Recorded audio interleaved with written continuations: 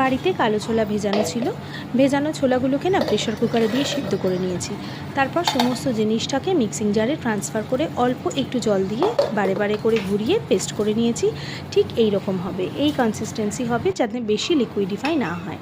তারপর প্যানের মধ্যে সাদা তেল দিয়ে জিরে ফোড়ন দিয়েই কিন্তু রসুন কুচিটা দেওয়ার কথা, কিন্তু আমি ভুলে গেছি। তার জন্য আগে ছোলার পেস্টটা দিয়ে তারপরে রসুন কুচি, নুন, হলুদ আর কাশ্মীরি লঙ্কা দিয়ে খুব ভালো করে মিশ্রণটাকে মিশিয়ে নিয়েছি। তারপরে ওর মধ্যে দিয়ে দিয়েছি কিন্তু একটু কাঁচা লঙ্কা কুচি আর পেঁয়াজ কুচি। সেটা তোমরা যে যেরকম ভালোবাসো লঙ্কাটা দিও, আর পেঁয়াজ কুচিটা আরও অনেক দিতে পারো, আমি একটু কমই দিয়েছি। তারপরে কি করলাম, সমস্ত মিশ্রণটা ভালো করে মিশিয়ে নিয়ে লাস্টে একটু চাট মশলাও দিয়ে দিয়েছি। খুব ভালো টেস্ট হয় চাট মশলাটা দিলে।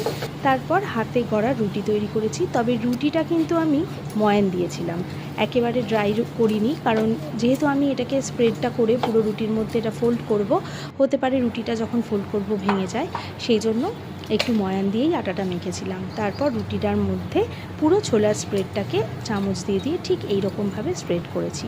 করার পরে তারপরে ওর মধ্যে প্যানের মধ্যে একটু সাদা তেল ব্রাশ করেছি। তোমরা কিন্তু ঘি দিতে পারো, ঘি দিলে কিন্তু এর স্বাদটা পুরো দ্বিগুণ হয়ে যাবে। আমি আর ঘিটা দিইনি, কারণ আমার ঘিটা নতুন শাড়ি ভাঙা ছিল বলে আলসেমি করে বার করিনি। তারপর যেদিকে ছোলাটা স্প্রেড করেছি সেই দিকটা আগে দেবে, একটু তেল ছিটিয়ে নিয়ে ছোলাটার ওপরে সেই দিকটা একটা ননস্টিক প্যানে দিয়ে ভালো করে কিন্তু ঘুরিয়ে ঘুরিয়ে ওটাকে ভাজবে। তোমরা জানো ওই ছোলাটা যখন ঘুরিয়ে ঘুরিয়ে ভাজা হয় এত ক্রিস্পি হয় কি বলবো। তারপরে ওইটাকে নামিয়ে নাও, নিয়ে ওর উপর থেকে দিয়ে দিয়েছি পিনাট চাটনি আর পেঁয়াজ কুচি আর ক্যাপসিকাম কুচি। ভীষণ সুন্দর হয় জানো খেতে। তোমরা কিন্তু অবশ্যই এটা ট্রাই করো। এর মধ্যে শসা কুচি দিতে পারো, আরও ক্যাপসিকাম কুচি বেশি করে দিতে পারো, টমেটো সস ইউজ করতে পারো, ভালোই লাগবে খেতে। একটা প্রোটিন প্যাক ব্রেকফাস্ট।